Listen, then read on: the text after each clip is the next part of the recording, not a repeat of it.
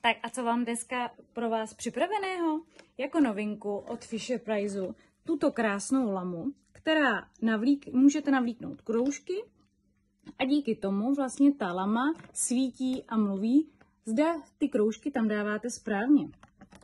Vždycky můžete zmáčknout hlavu a ta lama se spustí.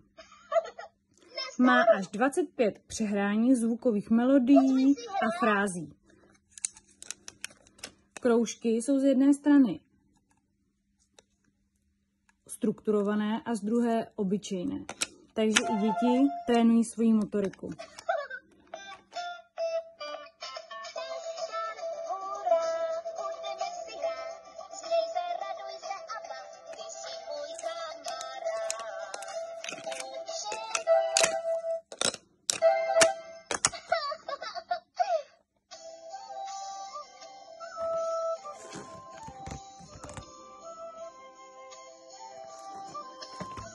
Takže určitě to vaše děti jak zabaví, tak ale i pobaví.